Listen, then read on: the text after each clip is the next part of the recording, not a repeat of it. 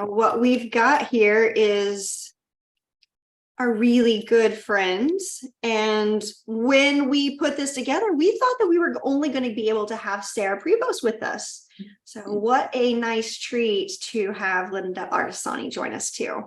Thank you for having me. Oh my gosh, any time.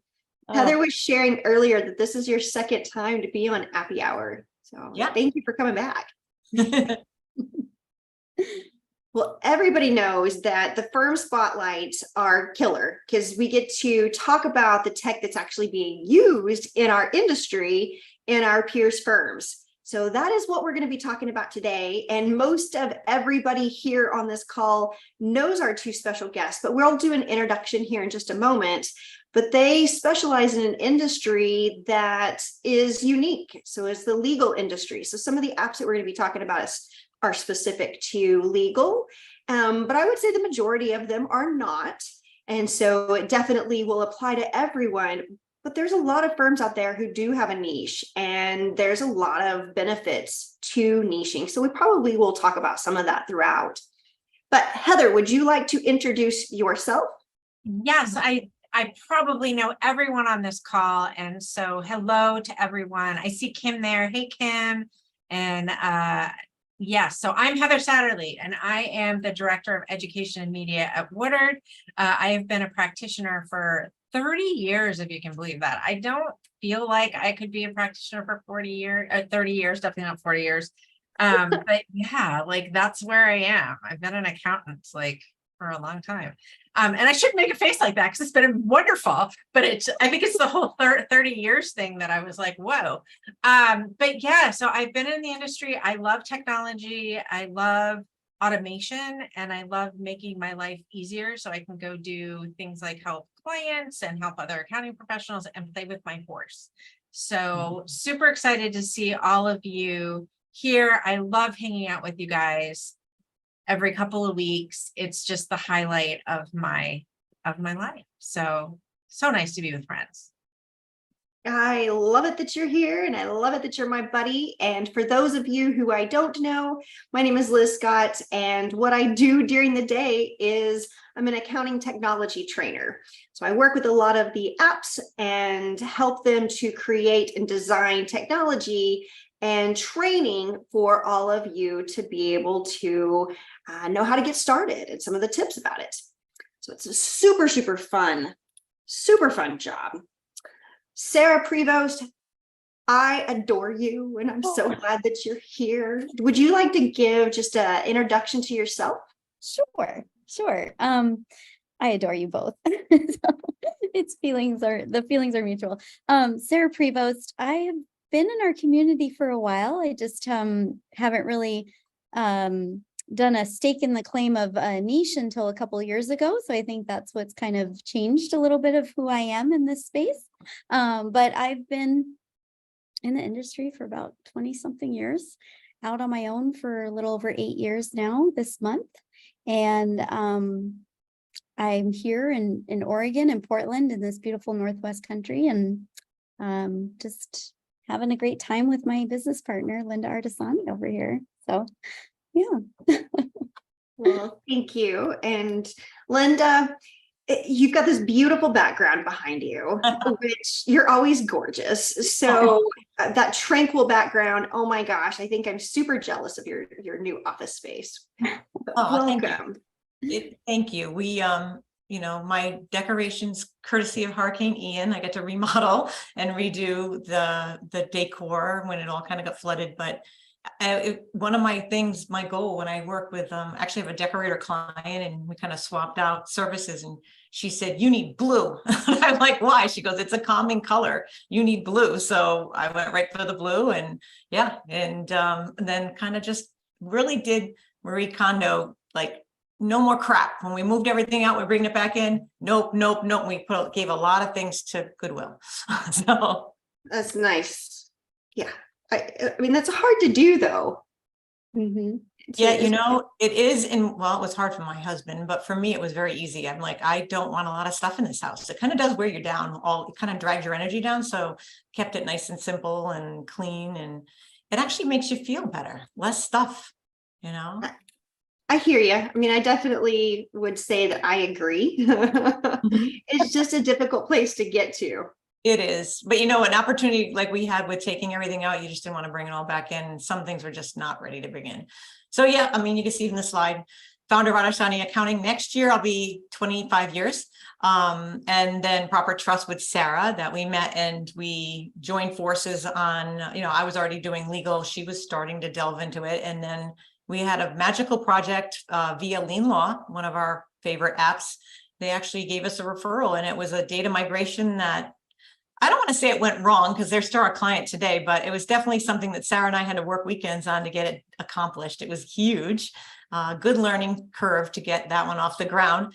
But we just finished the project and we were like, that was fun. Let's do another one. And it kind of rolled into all of a sudden, I think Sarah's other business partner said, are you a company yet? And I was like, oh, I guess we better do this. And that's kind of how the accidental Proper Trust started. And eventually just enjoy working with each other so much that now everything that from both sides, Sarah's referral side and my social media stuff, it's where we live now. And I think because the two of us are so the same and then so different. Sarah's definitely got she can dig into any old crap software and it makes sense in her brain that we're taking people off of. And then for me, it's just, I just want to not, my goal is to be like a dear friend of ours, Gene Bull, may he rest in peace. He always was that person that had the first iPhone I ever saw years and years and years ago before anybody even had one. He had it. I want to be that person. So definitely a goal to be on top of software and not be technologically I have desktop and I want to keep it forever. I don't want to be that person. So, It's funny about that project that we did initially together. I was traveling in Europe. That's right, you were. I'm working on that one. So we really became a pair. Obviously, if I'm giving up parts of my time and travel, I was like, all right, I'm committed. We're committed. So yeah. I agree. If you're giving up travel time, that means you're certainly in. Yeah. Well, we are glad that you are both here. And as all of you know, we have moved Appy Hour over to an annual sponsorship platform. And what this allows us to do is to really talk about tech stacks. And we are having firms come on, they're talking about their tech. A lot of times the firms that are coming on actually are using some of this tech. So it's interesting to hear how they're using this tech, how it's going to relate to a tech stack, and what that work order might look like. So really grateful that we're able to have Appy Hour and bring it all to you. One of the things we're going to do today is talk about both internal and external firm tech. And we're going to get right into it because we're going to talk about some of the app considerations. So I know that, Sarah, we had a chance to kind of dig into this, but when I was asking you about how do you make the decision about apps, you had some key areas that you focused. You want to kind of share some of that? Sure. Yeah. So for one, if it's an app that we are inheriting, so it's something from a client side, we need to look at that level of integration, if there is any, streamlining services. And so we kind of go through a lens of, all right, where will this be? Maybe it may not be the first thing that we move initially with the client, but it will be on the roadmap in our conversation with them and sometimes that takes a little while. It took about 8 months for this recent gentleman to step a big move. And so there's that through the client perspective. Through the internal perspective, it really does come down, and Heather brought this up, is when you're looking through that lens of automation, it's as we've grown, we have started to realize our team they have brought up some pain points that we know particular apps, and they might look like an all-in-one solution on one side, but really we need a couple pairings of those apps because there's one section that might fulfill and work best for us. And there's another app that we started with, may not have, I don't want to say outgrown, but we've plateaued out where we need more details or transparency on. So we go through this lens, and we, as an example, we tried an app, we built it out, we paid for somebody to help us build it, and nobody opened it for 2 weeks. Mm. No one on our team. So right there, Linda and I said, oh, that's it. We're not even getting adoption, like not even like a peak.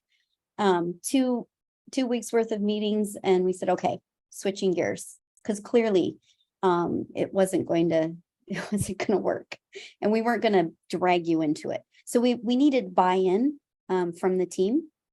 And then prior to us, so that's on our stateside team, and then prior to us introducing it to our global team, we first need buy-in from them, streamline, clean up, and then move it forward to the global team. And we have a global team member on it that's using it very well, as almost an example individual for us. And on that one, Sarah, that one in particular, we were taking something that wasn't built for what we were trying to make it do. Exactly. And it got very, I was confused by it. I was kind of happy nobody was implementing it, as much as it seemed really cool. And it was brought to our attention, somebody else was using it like what we were looking for.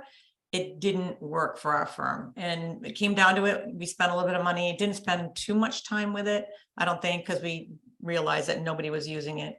And we just pivoted and got something that I think is so much better, and everybody's using it and it's working.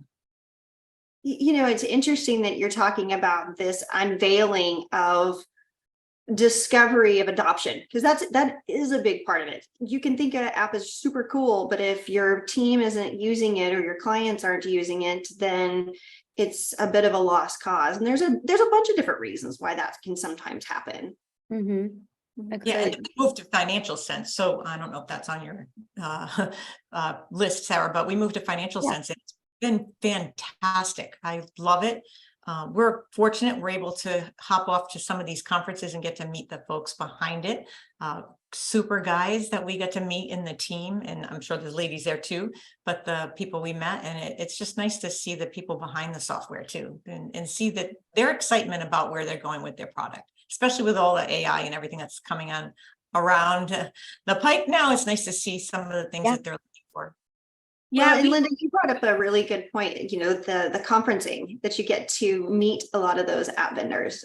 And that for me makes a big difference, because a lot of times there are multiple different roles that are there at a conference. And I'd love to just point out that we did have Financial Sense on Appy Hour last December. So if anybody is interested in learning more about them, you can go to the appyhour.com and go into our archive, and we've got some demos and information about them. That's awesome. Yeah, it's definitely something when you're looking at the adoption and you want to explore, and you're at that conference and you can ask a little bit more before you make the decision. That's also helpful. Or like, it was just, for me, it was like, that's it, Linda. I think we had just seen them, and it was over Memorial Day weekend, and I turned it all on, and by Monday or Tuesday of that week, it was like, here's the deal. This is what we're doing. It's not a fast process. I mean, it takes time, and we're on our team now, because after the failure piece, we're like, all right, we've spent some good money here. You're all going to use this one, and everybody liked it, and everybody's building out what they do. So if we have to shuffle people around, or if somebody leaves or whatever, they can hop in. There's videos, there's a complete workflow. And the best part, Sarah and I can go, oh, how's the project going? Oh, we can see it's, you can see right on the board, on that dashboard how it's doing. So I love it. I think it's a great product. I'm so glad we didn't stick with what we had originally started with. We have some fans in the audience, so yeah, go back and look at that archive video. I mean, I want to go back and look at it. I'm excited to go look at it again. So yeah. Well, here's another key question that, sometimes we're asked is, how do you determine training for your client? So a lot of the apps that you're using right now, what would you say the percentage is that, 40% are client facing or 20% are client facing, and then you've got the rest that are internal? I think it could depend on. I mean, if you look at that little thing, it's pretty even. It's 50-50. 50-50, It could be at times a 60-40 split because of the law specific side. There are things that we do not touch based on the type of law and the kind of legal docketing and all the different things that they do. However, within the matchup with us, we are a lot of times our migrating onto a practice management or a invoicing style law specific item, which involves training. And that question that you asked, Liz, is interesting because we have to parlay two things in this. We have app specific training. So if it's a legal specific front facing, what we call front facing, they need to look at that training. We always encourage your be trained by your app partner. And then Linda and I pick up the difference and we're the marriage of that. So if we're project managing it and we're finding these custom workflows for software integration or automation or what needs to happen in QuickBooks, and we give, Linda's so good about, hey, you know, if it's Xero or QuickBooks, here's the things that you need to learn. We set up a system because the idea there is if they're not adopting it and it's failing, it's going to fail on our side for the accounting aspect of it. We're not going to have the information available. So You make me wonder, you know, whenever you're testing a new app, let's say it's a client-facing app. okay. And, you know, so you were sharing a minute ago that you'll look at who's using that app, how they're using it, and then determine, do you move forward or do you pivot? So there's definitely a place for technology, but you're also saying there's a time to evaluate the adoption of that technology. And if it's a fail, move on. But it makes me wonder, when you're testing client-facing apps, do you start with one client and say, let's try this? Oh, that's such a good question. We've had a few come to us and we've looked at it. We've introduced it. Now, if we don't see any love or we get pushback, obviously we're like, okay, we don't want to hang our shingle on this. If it's a known solution, like there are a couple of apps in our suite that we know through and through, which on the client facing side, and we see that we need it. Yes, it is hard, to your point, Liz. It is very hard. You can't just data migrate everything across, like, oh, close this one up, jump over here. We have a serial app jumper. I guess, Linda, you gave him a name once. Yeah. You know, the thing, Liz, with this is we know what works. So Yeah.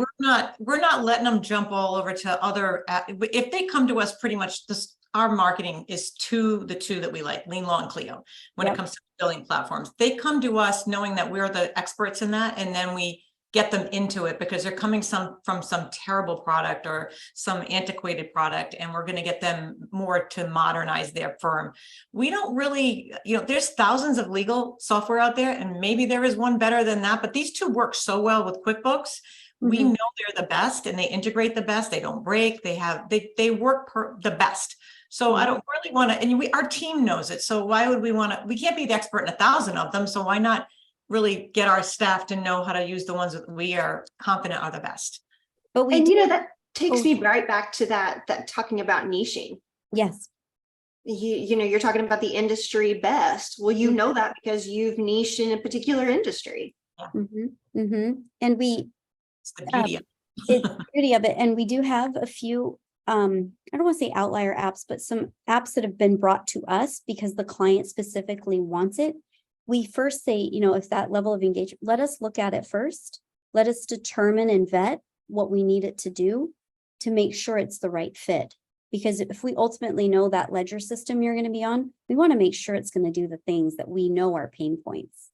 So and we've had a few people come to us that are personal injury attorneys where the need for software isn't exactly necessary, but can it speed up the processes? Yes. So they don't really need it because their trust is coming at the end of a matter, and it's, you know, they've now won the case. So the trust money's coming in, and, you know, it's all about trust with the billing and the hourly and all that, but they don't have that. So, but we're finding that it's still better to get them in the software, because the software is going to still do the things it does. It protects the value of the trust is X. You're not going to give back X plus. So there's a lot of locks and things in there. And it also, we have a method of transparency on the books that I think allows for us to see, and we've got it perfectly set up in our workflow that we have visibility on the trust.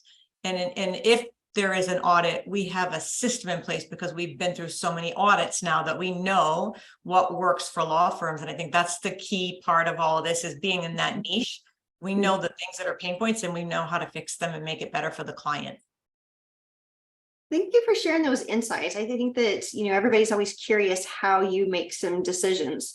And, this is also some more information about your firm. And so those who are curious about the firm size and the client size and, even growth goals, I appreciate you sharing these, because where this is going to help us next is talking about the tech that you're using.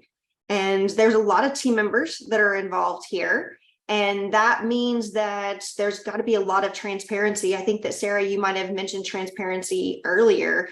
And then Linda, you were talking about being able to have some clear visibility as to where project status is.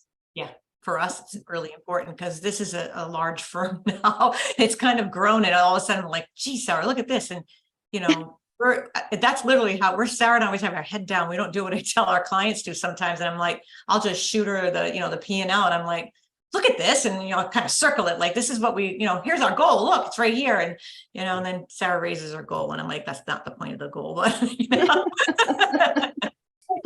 Funny. Well, 100 clients is, that's a decent sized firm. Yeah. When do we get retired?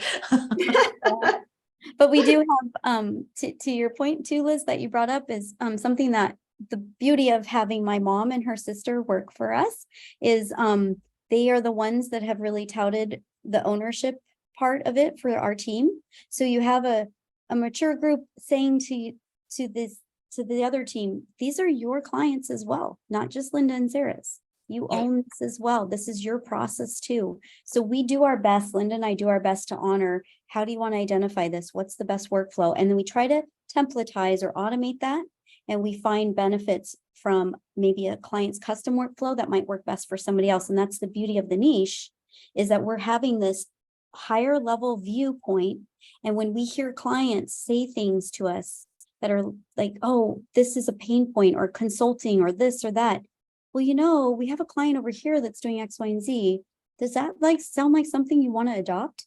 And it's been a beautiful kind of advisory level style service, I guess you'd want to call it, or operational overview service. So there's a lot of insights whenever you're talking about that many team members who are invested, because it sounds like you're really pulling them in. And the insights that they're giving are not going to just help them, it's going to help the other team members. Yeah, exactly. Yeah, that's kind of the fun of it. So we've got new team members and existing ones that have been with us for a couple of years. And it's Sarah and I getting excited as some of them are starting to step forward and come into a higher role, so that when we get other people coming in, they're going to go under the wing of that person. And it's kind of what we've been trying to get to. And it's like, it seems like this week we've had some little breakthroughs, and it's been exciting. Mm-hmm. Some big breakthroughs, I will say. They're big. Well, congratulations there. Thank you. So here's the place where everybody's like, ooh, how are you using these apps? So big reveal here. Here is your internal tech stack. And do you want to talk about what each of these apps do for your firm? Like, what's the role? Sure. Yeah. So, okay. Liscio is our client facing, and it's also our file, basically secure storage system as well. So we're dealing with,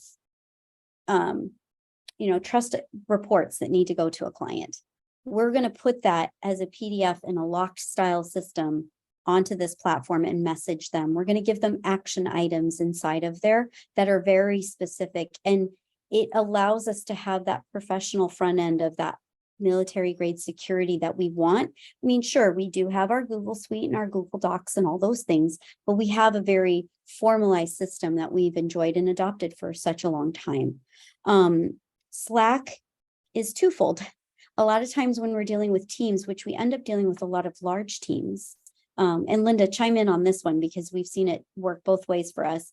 When we have a large team on a client side, we have found that Slack has been a lot better for us to use in very specific channels, limiting the number of channels, locking a few things for an owner, and just having some quick instant messaging off the Very cuff. organized, yeah. So there's Yeah. some clients that, even a personal injury firm, the settlement comes in and their timeline to get the numbers and turn it over to get the money out sometimes is a certain amount of time by the state mandates it, or they just want to get that, somebody's been waiting years to get their money. So we'll have that in place so that we have multiple eyes on it. When the request comes in, a trust request, obviously the person on that file that owns that file, they're in charge of it, but we now have a process where we can see, and like Sarah said, it's key to keep the channels very targeted and limited. So we don't want too many channels where it can get confusing, but you have a payroll locked one. So you have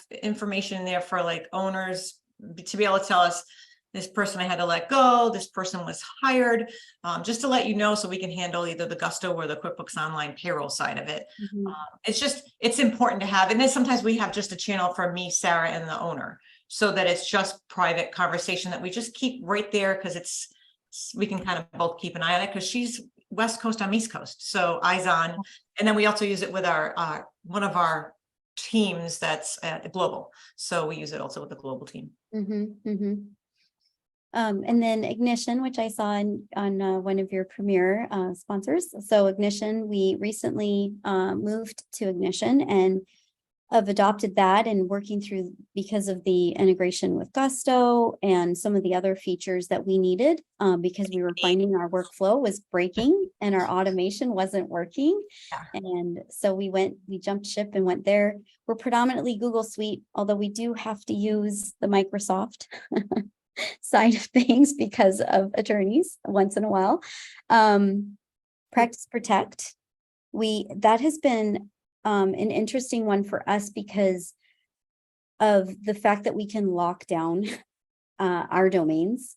So just purely on that alone, just that level of security, I tested it to try and log on as our assistant once, and I was like, oh, I'm not getting in.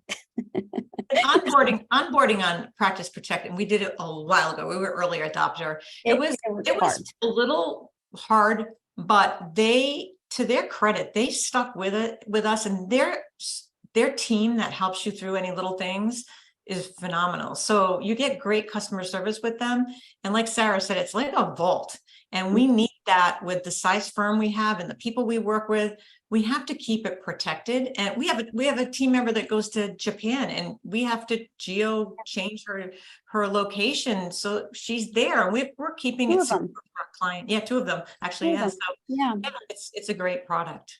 We have a very ethnic diverse group here. I'll just say that. So we have, when people travel, and our team reaches out, and Practice Protect has been helpful for that. But being that we're on Google Suite, that's where that's worked best for us. For the integrate, for the collaboration piece, that's where Google Suite is our biggest helper. Linda, you can, like the next three, go for it, girl. So financial sense, obviously we kind of already touched on that, but that's our practice management tool.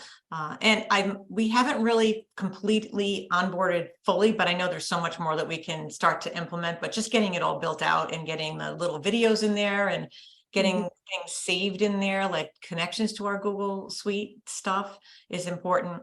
Keeper, we use, oh my God, Keeper is like that extra set of eyes that looks at detail from a tax person's perspective. I think it's the best description of Keeper, but the 1099 piece for us is incredible. And we have to push through. Our industry is very complex when it comes to 1099s, and our secondary team, the other global team, is going through all these files so that come January, this should be a very peaceful.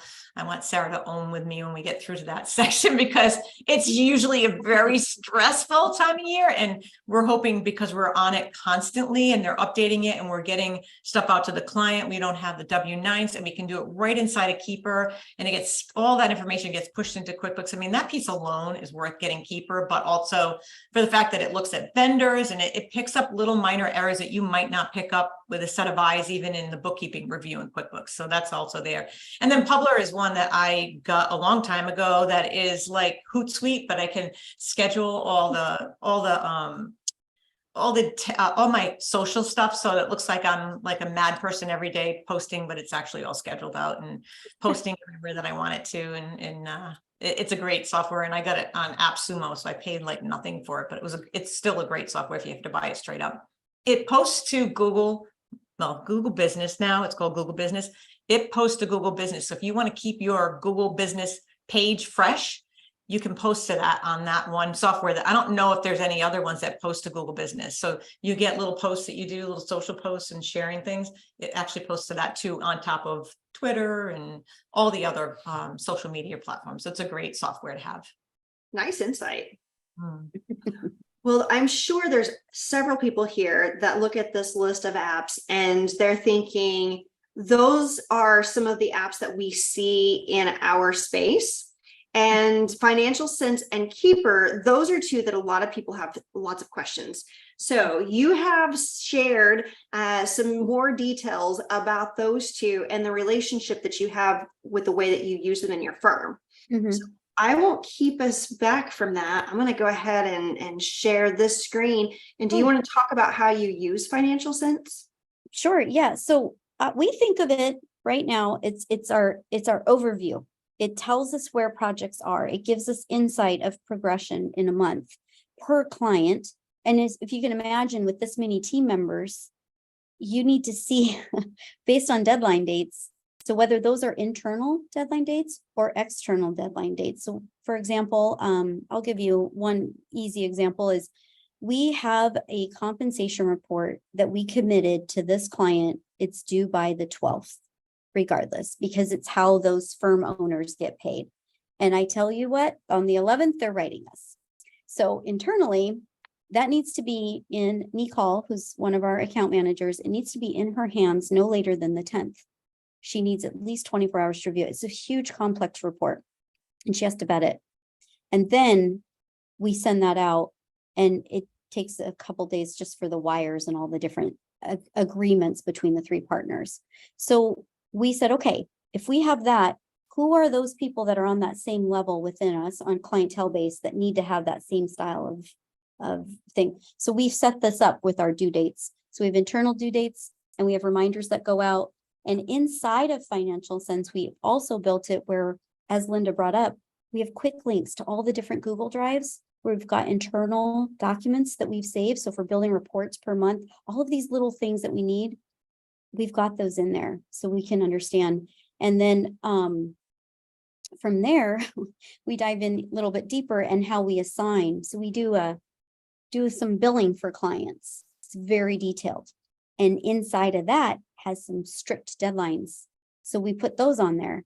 And I tell you, we did something where it was beautiful. We took a copy of the email that she had sent to us because that's how she chooses to send us her billing. And it could be 60, 100 different clients that she wants to bill or more. And they've all got different things that need to happen with this billing.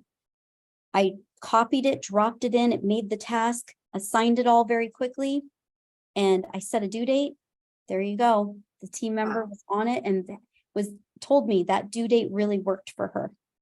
And I thought, oh, that's beautiful. And I was like, get in there, make some changes as needed.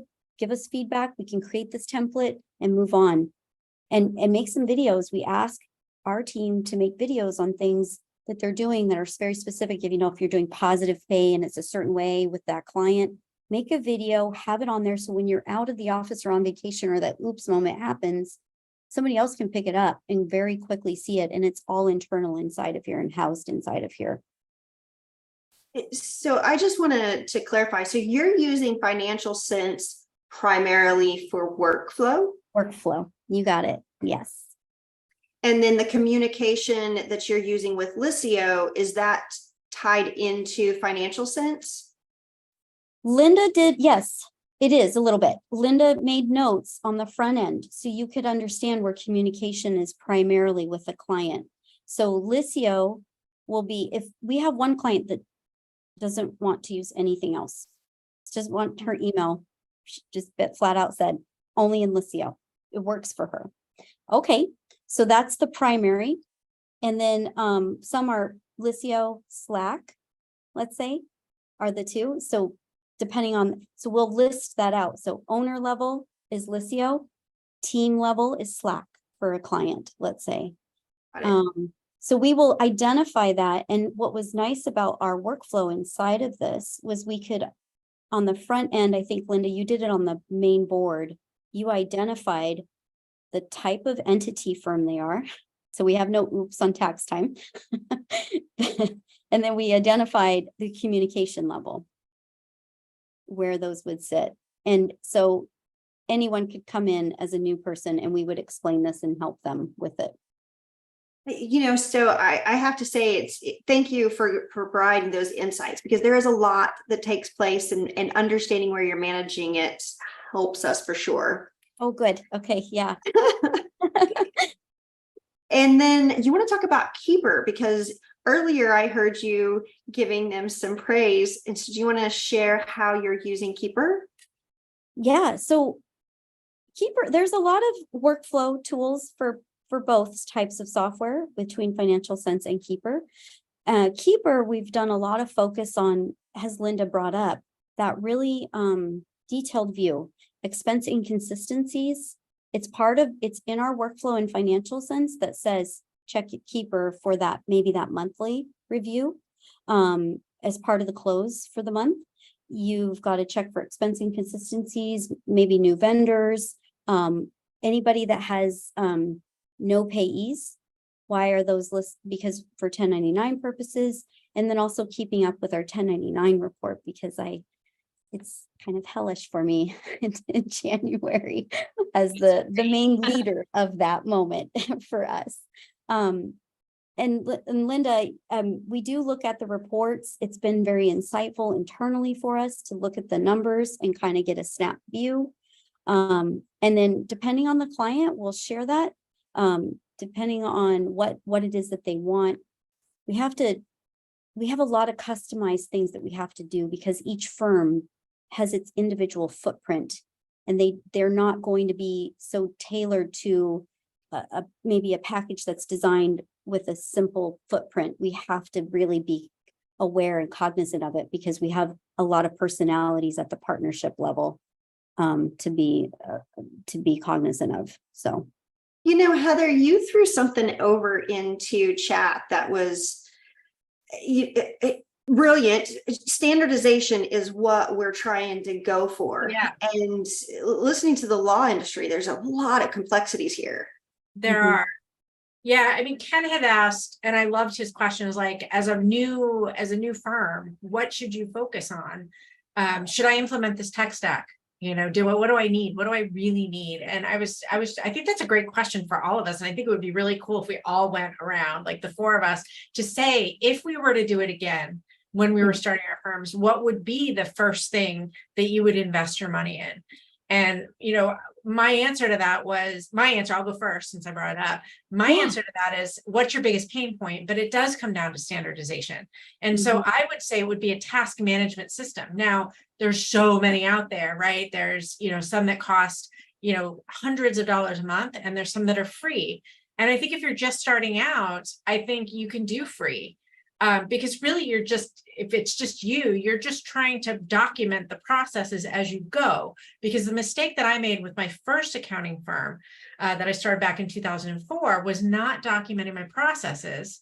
So by the time I got to the point where I needed to hire somebody to help me, it was too late, because I was already at capacity, and now I needed to train the person coming in. So while I was training them, work was falling behind. If I had just documented the process as I built the practice, I would have been able to have something that I could hand over and say, take a look at this first, to take the burden of that, hands-on training off of me. So I really, that's my answer, is I think that that's the most important thing you can do as a new firm owner. Well, communication, I would definitely say is number one for me too. So I'll take number two is communication. Like, how am I going to communicate to my team and to my clients? That's key to having a successful relationship, is learning how to communicate with each other. And, I'll throw in here that this tech stack, talking about like, how many apps do you implement?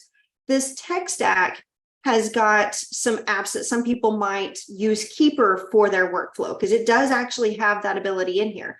But what I want to call out is, Linda and Sarah are in a very specialized industry, and they have some very unique, detailed needs, which is why Sarah was talking about the workflow and the level of detail that's needed over inside of Financial Sense.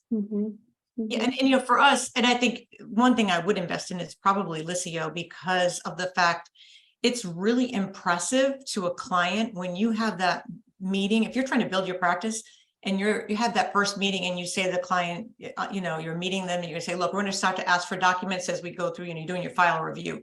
You let them know that you've invested in a software which isn't that expensive, but you've now got a software that's unlimited storage, right? So right there, hello.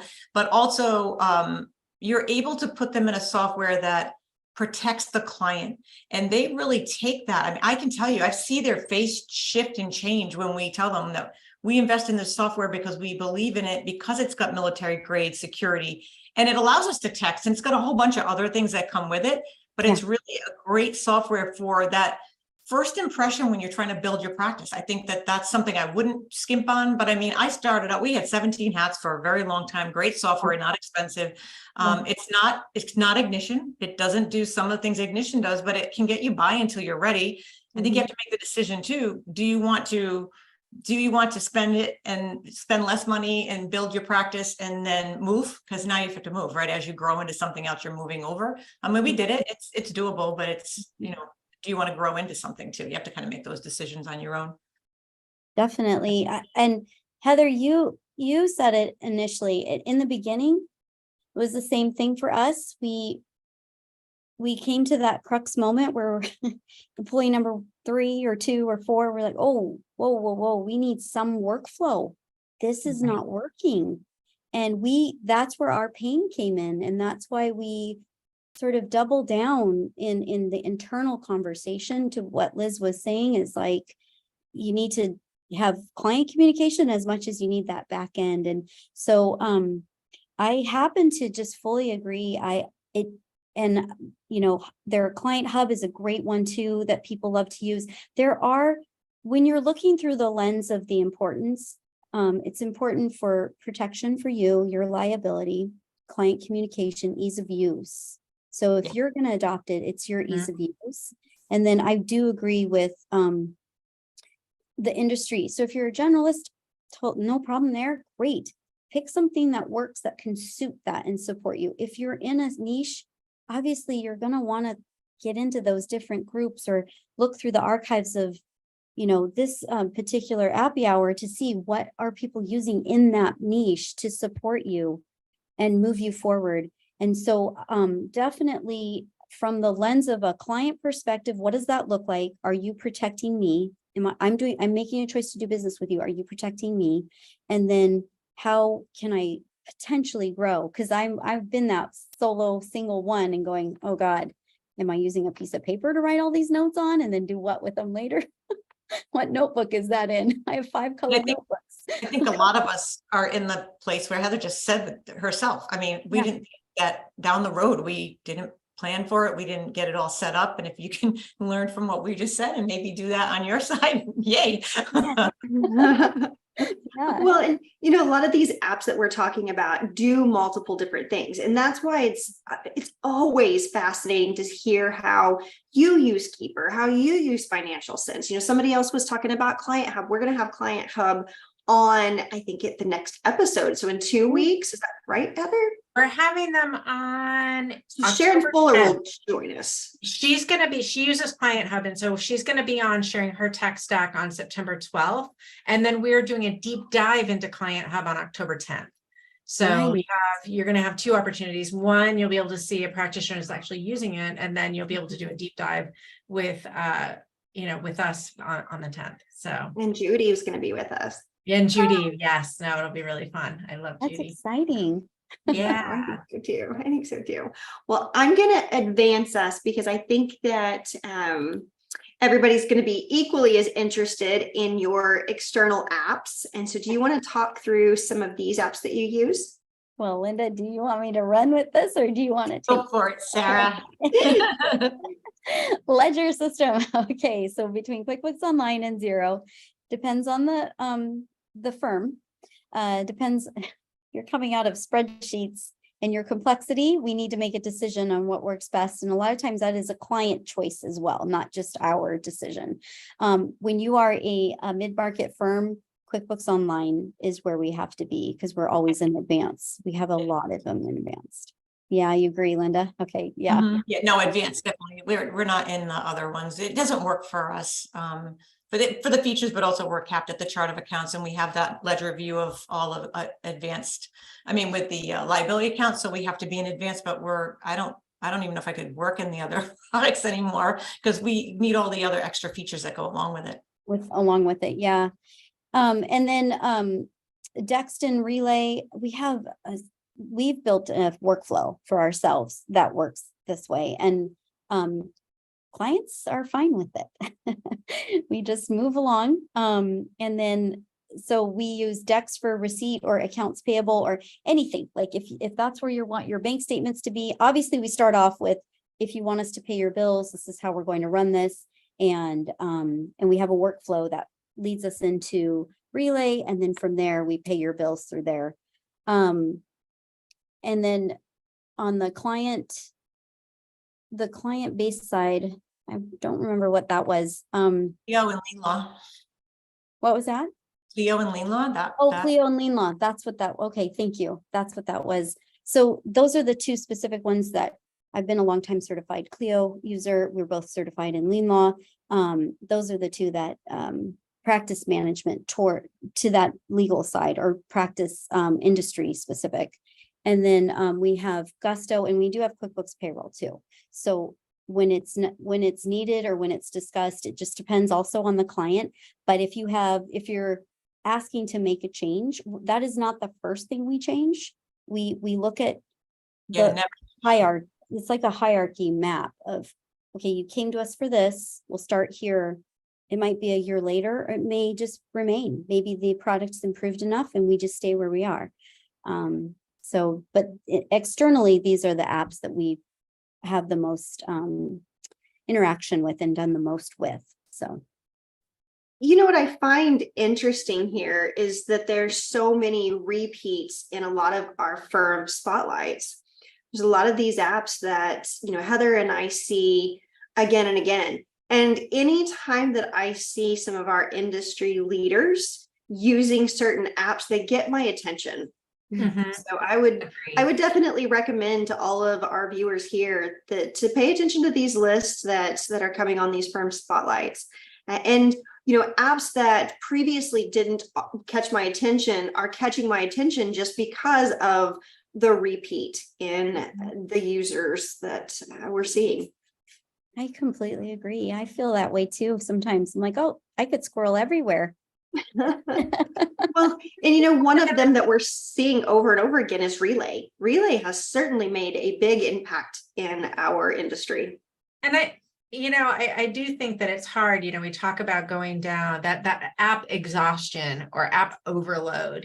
There's so much technology out there, and trying to drill down into what it is that you need and when you should invest the time to learn something new. It's so easy to go after that shiny new app and figure out, well, why is everybody using it? I think it comes down to, if something's not working in your firm, right now, it's time to look at something new. And identifying when something's not working comes from a couple of places, right? It comes from your own experience, obviously, but then it can also come from experiences or comments that you're hearing from your team members.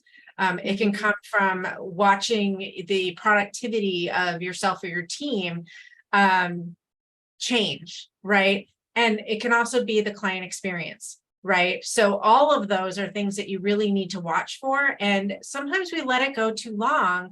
But if you've got a good system going, I would caution you from jumping to one app to another app. Communicate first. Communicate with your existing partner. You picked them for a reason. If something's not working, find out what's happening before you jump ship, because they are relationships, right?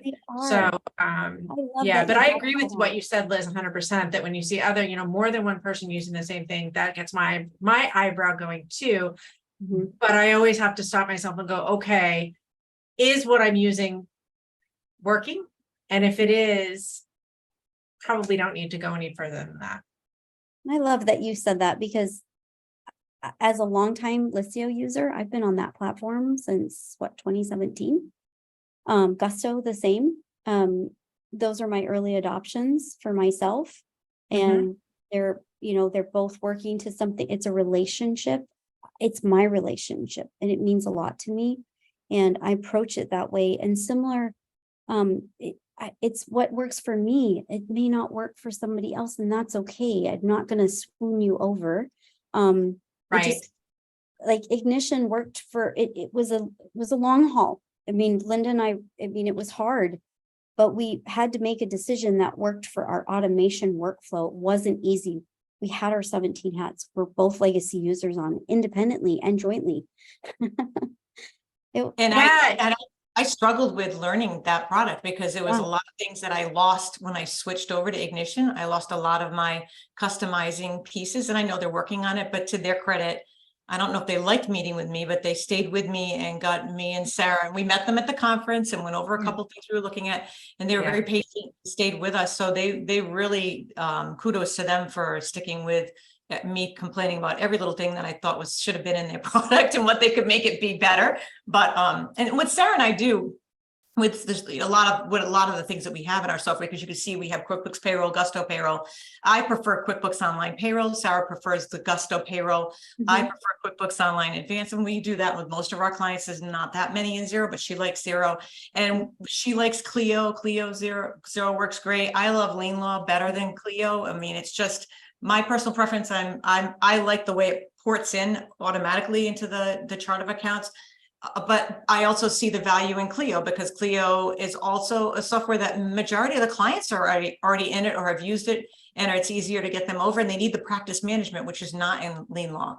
So the fact that we kind of divide and conquer with that stuff, because if it's a Lean Law client, that ends up being under my realm, and then Sarah will take the Clio ones, and a lot of the training that she'll do with the clients she'll take that one and I'll take the other one. That's kind of the beauty of having a partnership like this. So we can really get deep into that and be able to specialize. So if it's a QuickBooks Online Payroll one, well, I handle anything to do with that.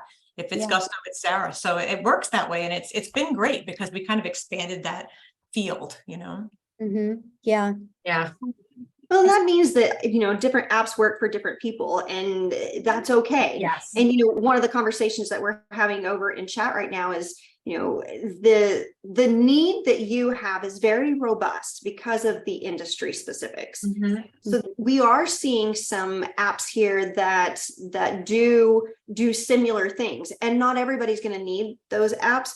But what I find killer is having you on to be able to say, here's the area that these apps shine best in your firm. And that gives everybody some indication as to, if they've got those same similar needs, which app would they start with? And that's very insightful. Yeah. I'm going to say that both of you have been around for a while inside of this space where we're working with apps. And that means that we get a unique chance to meet these apps, be on the conference floor. Linda, you were sharing that earlier, and I think it makes a huge difference to our client experience. It totally does. I mean, I didn't realize the value behind that until, might have been like the first time I met Heather in person was way back when we were running around QuickBooks Connect 2018. I think it might have been when they had the app showdown and you could talk to the vendors and they picked. And I remember Matthew and I ran around and we interviewed them all. And what fascinated me was the story behind why they made the apps. And if you get to meet these people at conferences, you're going to find that as you meet them in person, they really want to help you. And most of them are really smart. If it's an app for an accountant or a bookkeeper, they want to hear from you because you're using it. That's one of the things that I loved about Lean Law is they wanted to hear from us because we're in the product and we know what where the needs are. And especially with Sarah and I, and they're very early on. I mean, they've really focused towards mid-market a while ago, and they worked really closely with me and Sarah to develop their whole thing. And Sarah in particular with one of our clients, that they developed this whole thing with the distribution checks that they have. So it's a great partnership if you can find that. And they give you referrals. Clio gives us referrals. Leanlaw gives us referrals. So find that software. If you are niching, find that software that works the best and get to know these people. They're more than happy to help you and work with you. And the sponsors for Appy Hour are a lot of these apps that we're seeing at conferences. They're invested in our space. They're paying attention to our feedback. And there was a question, Anchor and Ignition. And so I would say there's some differences in the way that you use them and the pricing. And there's a lot of opportunity to explore the two of those. I find it awesome that both Linda and Sarah are talking about Ignition. We're going to have Sharon Fuller on, and she's going to be talking about Client Hub and Anchor. So, that's a really cool perspective to have multiple people weigh in on which app did they choose. And I love what you said. I love what you said, Liz, about apps being, we have these different apps for the same purpose, but it really depends on, the user interface, the other apps that you're using, the industry specific apps that you're also using within your practice. So there's a lot that goes into it. And, it is something where depending on the networking, that's where I was going with this thought, is the networking is just so important, not just with the app vendors, but with your peers to find out why they've selected these apps. And not just one opinion. You need to really get, and that's one of the great things that we love about Appy Hour is that we're getting all these different perspectives, and it's like finding gold. Totally. And Anchor is such a great product. Having seen it, we saw it after we had made this adoption change. But it's in our purview. We see it. I celebrate with them. I love seeing them. And I love hearing how it works well for others in the community, because I think there's enough to go around to share in that. But to me, it's always been a relationship, and don't want to ever, speak ill of somebody in a way that hurts them. I want to, okay, what's the pain point? Are you willing to meet us in the middle? Help us out. We're happy both ways that way. So. It's their baby, Sarah. When you meet these people, it is their baby. When they're talking about their software, it's their baby. So you really have to know that they want to help us. So I think they think it's a great relationship, going to conferences, just like Heather just said, meeting all the different peers, and then meeting all these folks that are just so want to show you what they can do with their product and what they've got on their roadmap. And it's just fun. Yeah. I think it's incredibly fun. And I think that it's been a blast having both of you on. So Sarah, thank you for saying yes. Linda, thanks for joining us, because that's a nice bonus. And so all of our Appy Hour viewers, thank you for being here. Today was a special treat. And Heather, I love hanging out with you anytime. Of course. Now, this is fantastic. Thank you, Linda. Thank you, Sarah. And thanks to everyone else for joining us. And we'll see you guys in just a couple weeks. Yeah. Bye-bye. Bye, everyone.